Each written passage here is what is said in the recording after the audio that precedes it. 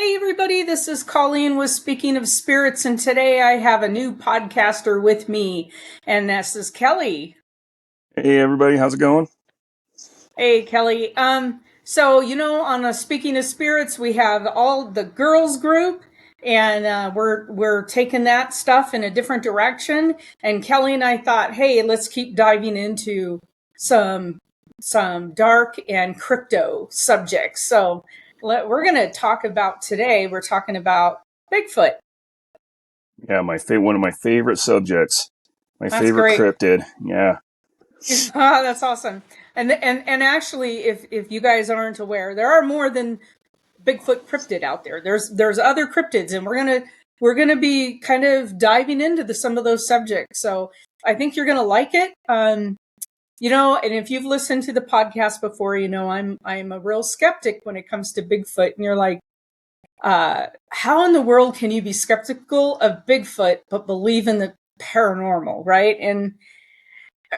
Well, and so I come from a scientific background. I'm an environmental scientist. That's what I do for my work, and so I'm always going, show me the facts.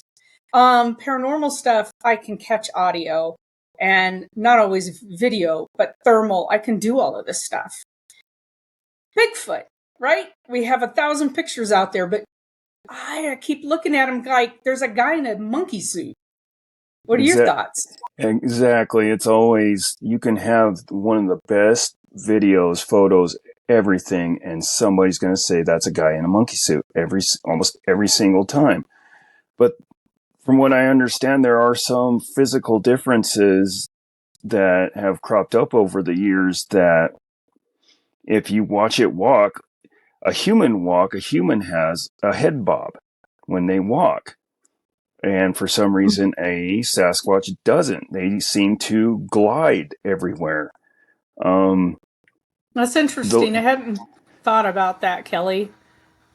the length of the arms. If our arms go Yep. down to our hips, theirs almost go to their knees. Mm-hmm. So it's just their hands are way bigger than a human's hands, like the size of a catcher's mitt. That just physical differences and they're fast, apparently. So by the For time being such a big animal, you'd think they would be kind of lumbering and yeah, loud, that's noisy, and clumsy, loud, noisy. yeah. And for some reason, they are just the stealthiest things out there unless they don't want to be. It's really bizarre. So, Kelly, to get ready for the podcast, I was kind of looking at, different Bigfoot sites, and I know what people think, right? I mean, even paranormally, like when I present something on video or audio that we've captured on our team, I want people to believe it because we are not faking anything. We will never fake anything. We go so far as we throw out probably 50% of anything we capture. Because if we're in doubt, we throw it out, right? Or Right. and sometimes though, you're left with, hey, we can't figure this one out. We think it's paranormal. And so, being a skeptic on other stuff, I'm fully prepared that there are a lot of teams out there that probably think our stuff is skeptical. That's just human nature, right? If we didn't do it, if we didn't see it and we didn't experience it, we tend to think it's bunkus. So I am going to share a picture of allegedly, and I have some real questions with this photo, but I'm going to share it. It's going to pop up on your screen. And this is allegedly the very first Bigfoot taken. Now, this photo taken. Now, this website is ancientorigins.net. Now, do you see the photo in the center? Oh, this one. Yeah, so allegedly this is a Bigfoot, but when I look at this, particularly the head and paws, this looks to be like some sort of cat. The head is very distinctive shape of a cat, and the paws. Now back here, I don't know what's going on. It almost looks like they put on black pants on the, Yeah, they almost look like ski pants. don't they? So to give Yeah. you a perspective of scale, these are old snowshoes on the left side of the photo. Okay, so snowshoes obviously have gone down in scale as technology has gotten better. And so they're not as long as they used to be, but these are still an adult male snowshoes. Now, we don't know the scale of this little tree back here. We don't know, anything else for scale. I have a real hard time believing that this is a Bigfoot. Yeah, I do too. It's just, they didn't even try to sprawl it out or anything. It's just kind of No, lumped it there and said, there it is. so allegedly, this was printed on the back of the photo, and this is year 1894, and the writing is hard, so they have a description down here. It's the Yallecum River in British Columbia. It's a Hudson Bay Company property, and they took the picture. And allegedly, the other photos that were taken were stolen, and there's this huge cover up. The website does talk about the Hudson Bay, but here's another angle of the photo. Now, if you notice this one looks a little different to me, and I don't believe this is a leg. I don't believe that's a leg. I don't know what they're doing, but these are paws. Those paws. Yeah, I don't know. And this to me looks like a cat head. I almost see right here a cat ear. So I'm having a hard time with this one. I don't know. Yeah, I don't know either. Pictures from way back then had like hardly any definition at all. So it could have been anything really. Right. So we have that, and then, but we also wanted to talk about some of the other things that people are presenting as evidence. I'm really hoping my dogs don't go bananas because the Amazon guy is here delivering. So we have various structures that are allegedly built throughout the forest that people claim are Bigfoot structures, right? Bigfoot structures. I've looked a little bit about that yesterday. I found some teepee structures and some A-frame structures, and honestly, anybody could build those. Yeah, so I'm going to show you guys a structure, and I'm going to show you this structure right here. Let's see, is this the one? I think this is it. So if you look at this structure right here, this is allegedly a Bigfoot den. Now, I want everybody to remember the size that this creature allegedly is. This creature's supposed to be something like, 8 feet tall, 9 feet tall, something like that. Average is 8 feet. Okay. I think around here anyway. Kelly, I don't know how tall you are, but you're a big guy. I think you would have a hard time getting into this structure. This is not very big. How wide? How wide is that hole? I don't know. I'm thinking feet? This thing is maybe 10 feet wide or so, and then it's not very tall. So now, for comparison, I want to show you what a badger den looks like. And the reason why I'm sharing this, because I'm familiar with badgers. One of the mine sites that I work on, we have a badger den out there. So I've been there several times, and I know kind of how big it is. So let's see. Badger. This is a badger den. Now, tell me this doesn't look somewhat similar. I mean, obviously it's dug into the dirt, but the size of the hole. That's a big hole. Badgers can make a very big den. So. Yeah, it's about the same. same. About the same. All right. As we keep talking, I'm going to keep sharing some different photos that I have found that I'm just kind of skeptical on some of this stuff. But you wanted to talk about, there's like an 8-frame structure, and I did find one of those. Let me see if I can scroll to it. Sorry, folks. There's a lot of. Okay. Again, I am super skeptical of this image here. Let me share it.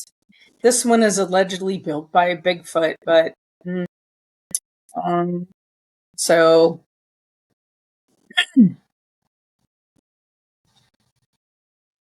this to me screams human built structure all the way around. It has walls. I don't see. Yeah, it's possible. I mean, how far back in the woods did they find it? There's never any information with this stuff. Let's go They're just back. like, oh, this is what we found, and that's it. Yeah. Pretty much. I'm just so skeptical of some of this stuff. Some of it, this one here, they call this a Sasquatch den. I'm going to share this one. This is deadfall. This is what happens in a windstorm when you have, they're called widowmakers out in the field. When we're out in the field working in the woods, that's deadfall. That's not a den. I don't know how you could say that's a den. Oh yeah, we get trees like that around here all the time. Yeah. That's usually caused from windstorms, snow load, yeah, and a mix of both. Yeah, and we do get widowmakers. These look like elms to me. This looks like an elm branch. Yeah, it could be an old cottonwood, and they just drop. They drop branches like you wouldn't believe. So yeah, having a hard time with that one. You know, I've seen bear den. Bear den are fairly substantial in size. I mean, black bears are, that's the dens that I've seen out in the woods, just working in the forests as long as I have, that you run into an occasional black bear den. And not only are they fairly large, they smell to high hell because they're pooping them, and everybody thinks bears are asleep for 4 months, 5 months. No. Nope. No, they're just kind of lingering. Yeah, they're in and out, and a lot of times they're nursing their cubs. Females, if they have a cub, they're nursing the whole time. I actually asked a biologist that I work with don't knock that down, kid. He radio collars grizzly bears. That's part of his job. And I said, well, are they asleep? And he goes, no, we have to kind of crawl into the den. We put a pole and a camera in, kind of look at them. And they're kind of lingering in and out. If we can get in there and we dart them real fast, and then we back out of the den. And I'm like, holy moly, I wouldn't do that for all the money in the world. You better be getting paid quite a bit for that job. No, thank you. So, and on the topic of, the whole Bigfoot thing and the size of the dens, he said, like the black bear den that I've run across, they stink. So a lot of people attribute the smell of some of these dens to Bigfoot. Well, animals stink. They poop. Yeah, but they poop in their dens. Apparently, the smell of a Sasquatch is way worse than any bear stench. Like knock you over flat on your butt, stink, bad. So. Well, I've never run into anything like that smelled that bad, but there's also noises that are attributed to Bigfoot, right? Yes, a lot of noises, mimicry. Let's see, rock knocks, wood knocks, mimicry, whistles, whoops, howls, grunts, all sorts of stuff. Yeah. And I've never heard the I've never heard the knock. Well, we did have a paranormal investigation where we had knocking. It sounded like a baseball bat hitting a tree trunk. But there was it's farmland. Different scenario, totally unexplainable what was going on during this investigation. We don't know what was causing the knocks. And it was knocking back to us. But I've never heard it in the woods. But I've heard some other stuff that I don't know what it was. you know? So could it have been a different kind of animal? I don't know. And okay, so when I say in the woods, I've worked all over the Sierra Nevadas, from all over the Sierra Nevadas. And there's a lot of the Sierra Nevadas that it's, it's uninhabited. It's forest, it's deep forest. And then Humboldt County, where the Bigfoot video was allegedly taken back then, the video. I've rode horses all through there. I've worked up in that kind of area. I've worked in the big trees. I've worked kind of all over Northern California. And I've heard some interesting sounds, but as you go back and you listen to, like, most people don't understand that cougar chirp like birds. And That's so, interesting. yeah, if you're not familiar with all of the sounds of the normal wildlife that you're expected to encounter out there, you wouldn't know. You would not know that chirp that you just heard is like they're talking to each other. And then they chirp just like a bird, or what you think maybe like a squirrel would, some of their vocalizations. That's actually a cat. So, yeah, it's pretty interesting. But you have some theories on some of this stuff, and I want to hear them. Mimicry. I think some of it. I've heard a couple of people say that they've heard the sounds of babies crying in the woods or children playing in the woods. Mimicry of an owl. And at the end of its hoot, you could actually hear something large cough. Or somebody said they heard the sound of a raven cawing, and it was way too big to be a regular raven. And it's just, interesting. I mean, and the wood knock thing, I've actually had that happen to me out camping on a property in McCammon. And it was rhythmic. It was 1, 2, 3, and it sounded like a baseball bat getting hit against The tree trunk. A tree trunk. And In when I went up to McCammon, of all check places, were you like up in against McCammon, the? Were you up near the like Good Enough campground, or I was below it. I was down in the canyon. you were in the canyon where all the maples? So it's pretty heavily wooded through there.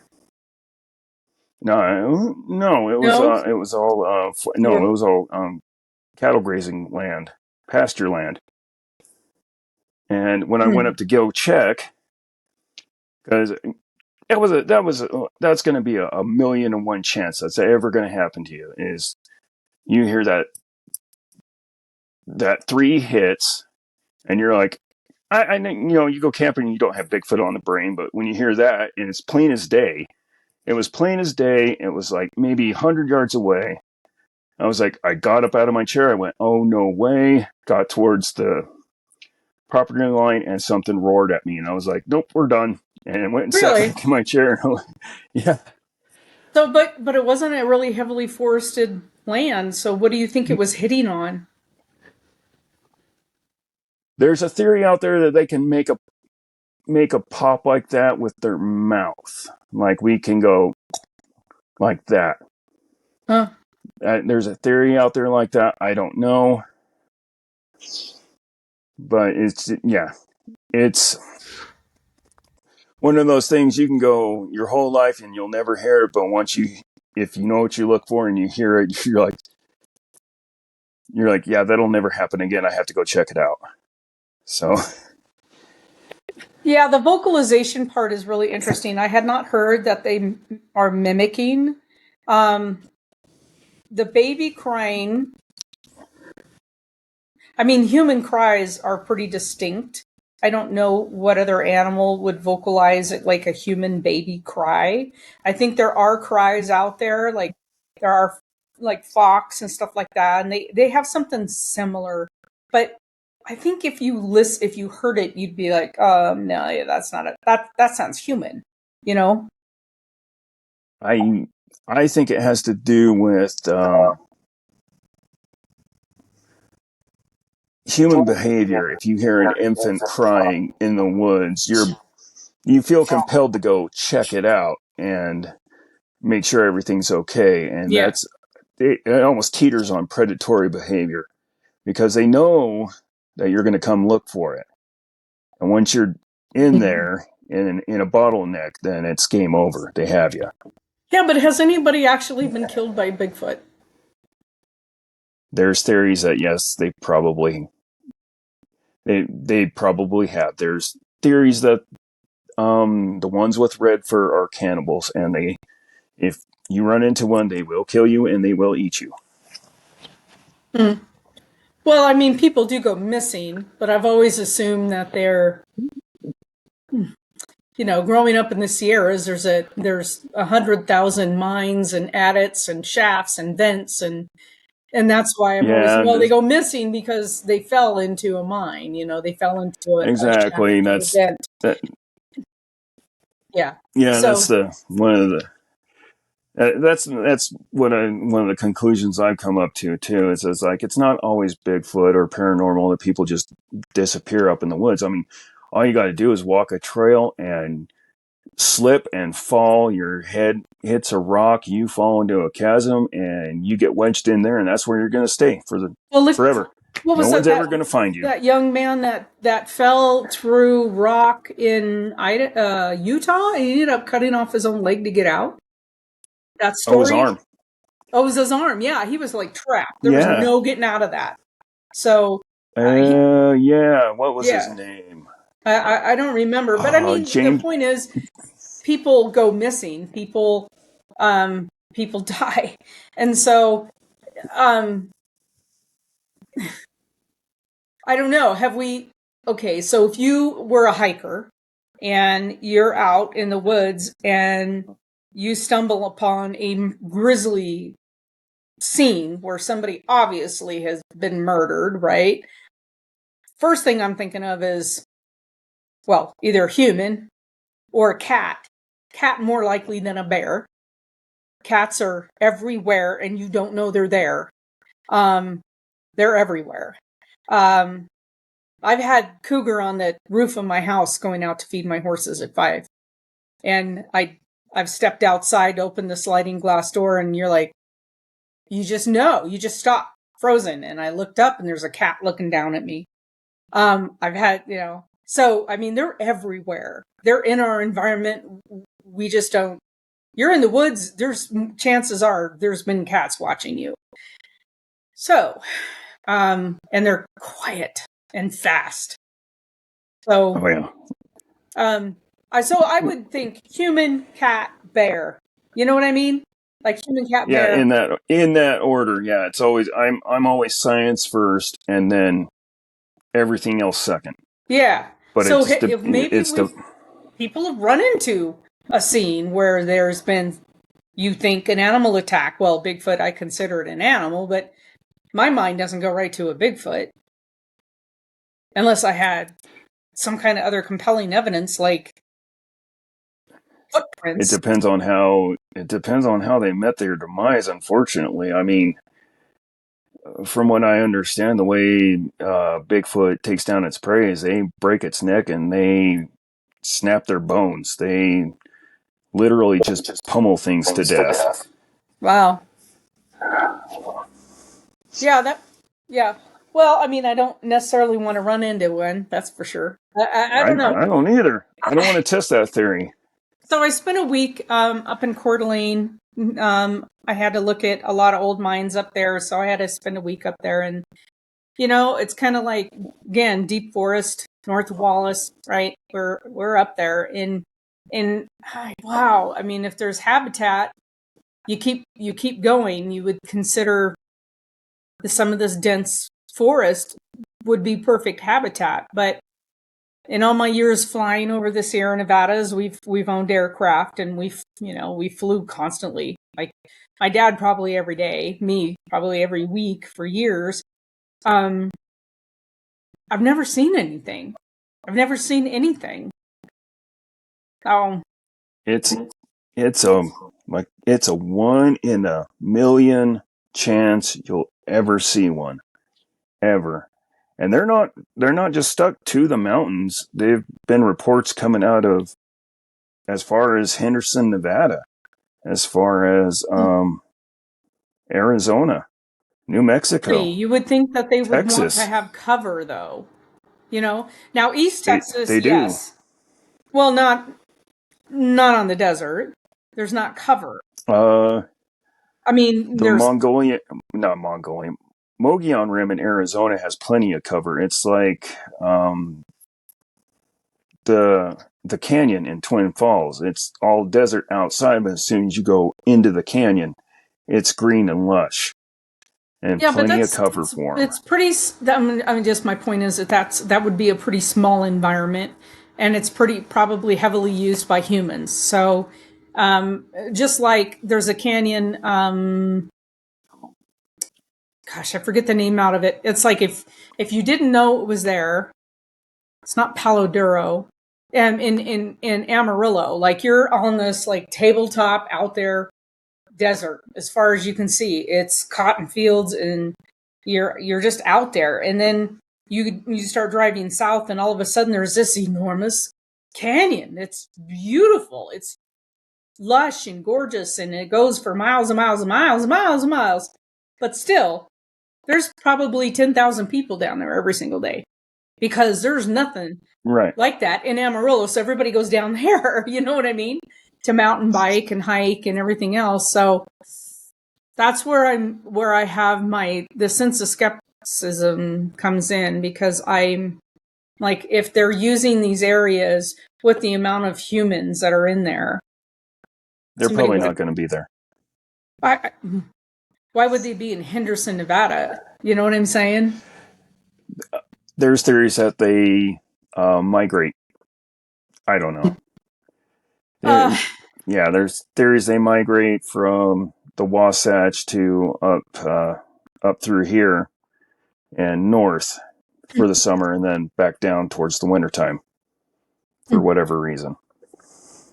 I do know, looking at some of the sites, I mean, Oklahoma and eastern Oklahoma, like eastern Texas, is very heavily wooded, right? Huge amount of sightings there, huge. And that human interaction, which is, we were talking about it before the podcast, it's unusual. It seems to be unusual. Why would they seek out a human? There seems to be that interaction with people. Yeah, I think it's maybe it's a form of entertainment to them. I mean, if you're living your life out in the woods all the time and you're just sitting your mind in your own business, and then a camper pulls up and it's people, and you're like, you know what? I'm going to play with them. Yeah, it's Just a little bit. interesting. Just a little bit. I don't know how many stories I've heard of people going camping. They're out on the outer edge of a camping spot or further back than the normal RV camp is supposed to be. And they're minding their own business. And all of a sudden, just middle of the night, wham, something slaps the side of their camper and rocks everything. And they get up and people are freaking out and they're jumping outside and looking for whatever did it, and it's gone. But they Well, check the cord, they check the back panel of whatever slapped it the next day, and there's a dent in the side of the camper. yeah, so that would be terrifying. And honestly, bears aren't going to do that. No No, bear is going to come up and just hit the side of your camper. yeah, no, and then the ones where people have seen them peering over the side of their over the top of their tent to look down on them, or there's been people reporting that they've actually taken their hand and reached in and grabbed somebody's head that has been sitting inside the tent. And then when they freak out, they let go and run off. It's just, Wow. and then there's reports of them sticking their hand under the tent and touching people and then running off. And I got to thinking, Have you ever heard the term counting coup? It's a Native American term. I can't quite remember it, but they would sneak into enemy camps and do certain little things and then take off. And that was their signal to the other tribe that, hey, we can get into your camp and this is what we can do, just to let you know that we can do it, and then run off. So, yeah, it's just the whole, a big, scary creature that could just, is supposed to be able to make a whole lot of noise, just can be, just go walk right up to your tent and look right down on you is terrifying to me. Yeah, and considering the alleged scale of these things, um, that's interesting. It almost seems somewhat playful. Here's a photo I want to share with you of what somebody took from their vehicle. Just yeah, it's in Pennsylvania. I lived in Pennsylvania for 5 years, very heavily wooded. What are your thoughts on this photo? It's not quite clear.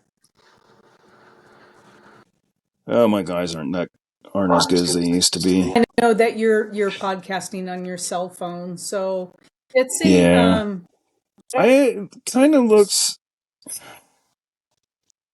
like a tree trunk fell over, honestly, with moss on it. yeah. I mean, it does look somewhat mossy to me because of you can see it hanging off. Yeah. There's so many photos out there, and you get to looking at some of this stuff, and you're like, boy, that's a stretch, you know? Um, Yeah, I mean, I want to see one, but do I really want to see one? And a lot of people are like, you don't. Some people are like, you really don't want to see one. It'll fry your brain. Because that's all you'll think about for the rest of your life. And it's like, what is it? And you'll try to put it into a box, and you'll just break your brain. So yeah. yeah, There is an ape in Florida that's called this. I think it's called the skunk ape. the And skunk ape. Yep. yeah, and so that is a real. I think what is it? Is that an orangutan like relative? Um, so there is an ape in Florida. Um, It's essentially it's Bigfoot just under a different name. Just they're not quite as big though. no, they're a subspecies. Like each, it's almost like the Bigfoot we have around here. What do they call it? Gigantic blackie something. But in different areas, they either get bigger, smaller, meaner, whatever. They're just little subspecies. In Florida, is the skunk ape is a little subspecies of that, Hmm. in my opinion, anyway. Yeah, I and I know we've had so there were some um, kids that faked the Bigfoot sighting on Scout Mountain, so that the whole thing was remember Oh, that it was about 8 or that 9 years ago, so they could have Bigfoot hunters out here. That group, um, it was that all was part of the yeah, publicity stunt. Actually, they finally copped to it and said, "Yeah, there wasn't a yeah, Bigfoot." yeah. It was for finding Bigfoot. I remember. Yeah, finding I Bigfoot. remember when that was on the news, and I got all excited. I was like, "What? Yes, I'm going. I'm going to go check it out." I'm like, yeah, got so excited for that. Oh, I was mad. So, one of one of my friends who was on this team for a number of years, and she's absolutely certain that she has seen a Bigfoot in the Scout Mountain area. Back, this would be um, 60 years ago. So she's Oh, absolutely I'm not convinced. surprised. She's absolutely convinced. But yeah, um, I don't know. I am just kind of like, show me. show me.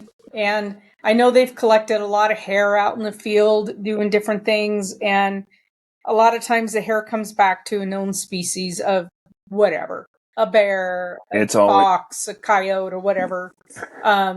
yeah. I don't know that we've ever had anything come back to any kind of ape-like creature other than the known Florida skunk ape that they have.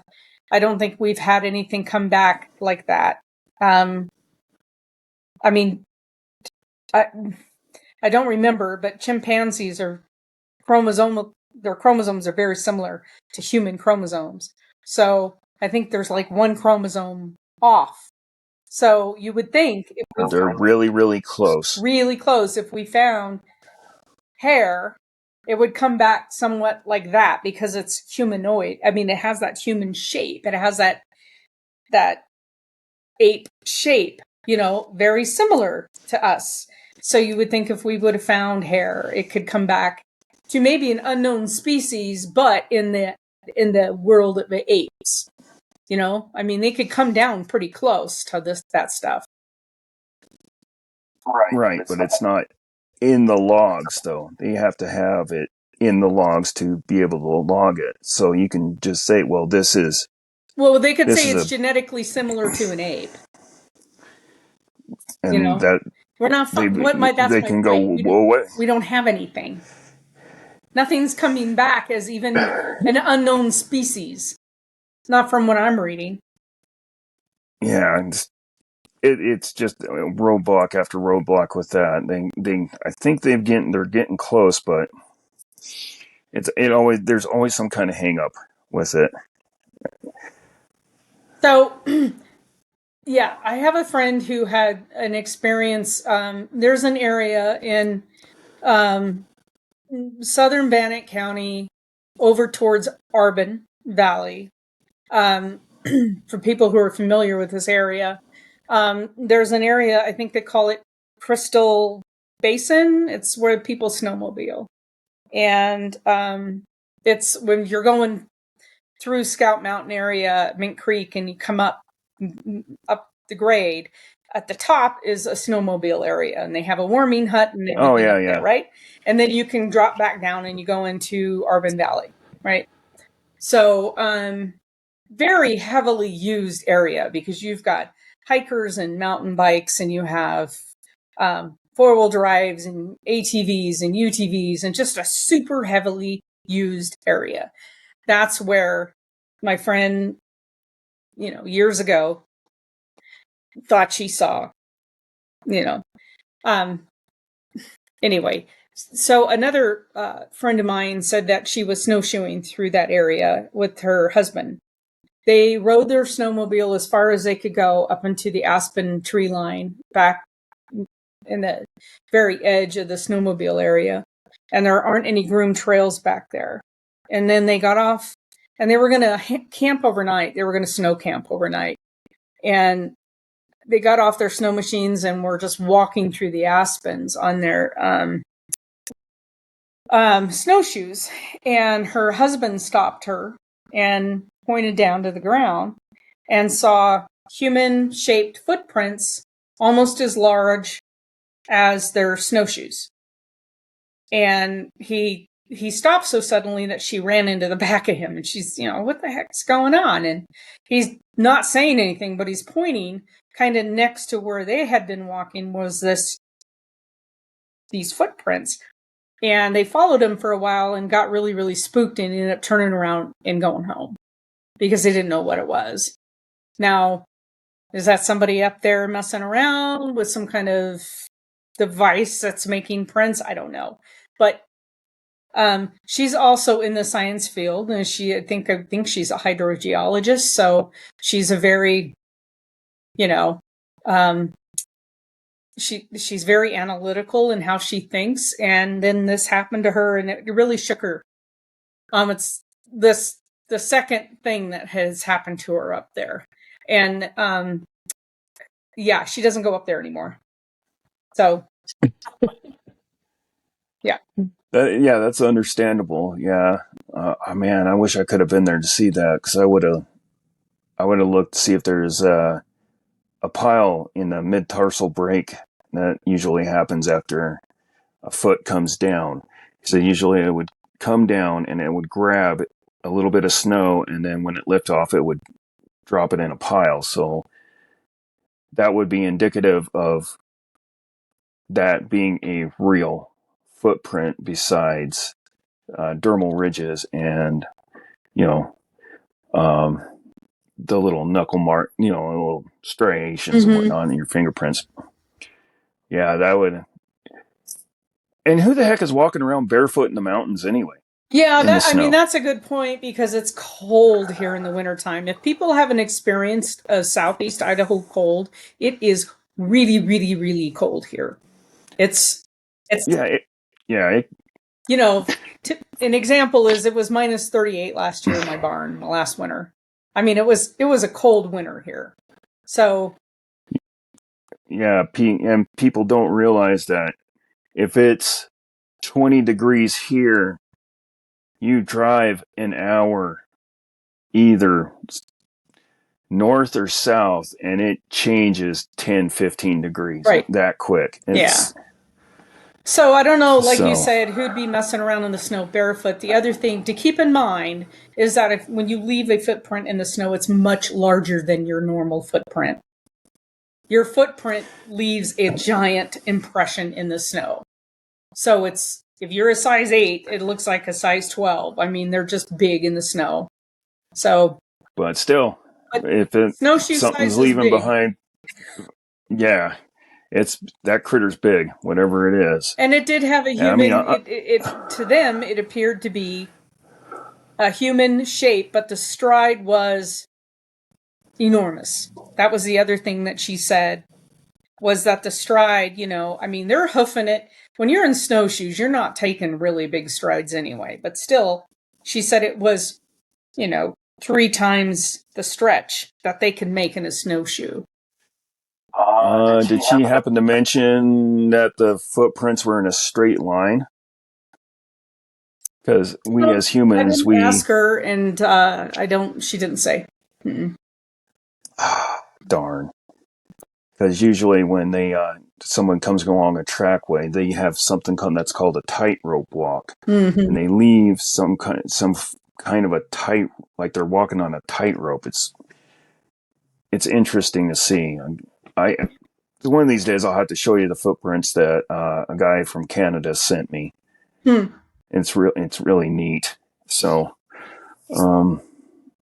yeah. Anyway. Crazy people walking around in the snow in Idaho. Can it happen? Yeah, it can happen. I don't know that, and that link to stride was what got me when she told me what the stride was. That she's like, there's no way we could do the stride. Like we couldn't match the stride, particularly in snowshoes anyway, because you're flat. You have to. It's not like you're doing a normal stance when you're in a snowshoe. So anyway, it was pretty interesting. I just think it's a fascinating topic. I'm a skeptic. I will be a skeptic until I see this thing up close and personal. But does that mean there isn't something out there? No. I mean, we develop or we discover new species all the time. Usually they're in South America or Central America in the jungles they have a little incredible cover. That's not to say that we don't have a lot of cover here, and maybe they just understand really well how to get away from us. And we're dangerous. Well, yeah. Pure and simple. Yeah. Yeah. So I've seen the shows where something is like you said, pounding on a camper or pounding on the side of a house or doing something, and that would be terrifying. But I'm also the kind of person who would run outside with a shotgun and want to know who was there. So, Yeah. But I'm really curious if any of our viewers, any of our listeners have ever run across anything like this. Please, please, please email me your story at Colleen, COLLEEN, at PocatelloParanormalResearch.com. Because if you have, I I want to hear from you. I would love to have you on a podcast. I would love for you to share your story. The world is a fascinating place, and there is the possibility something's out there. I would love to see it. So I'd like to too, but at a distance. like a grizzly over there. Oh, way over there. Yeah, way over there, at least 200 yards I away, and wonder if I'm in a grizzly car spray, and pepper on a spray would highway. work on them. I don't know. But anyway, good topic, Kelly. Thanks for the podcast. And for the audience out there, please tell me your stories if you have them. All right. This is Colleen and Kelly signing off.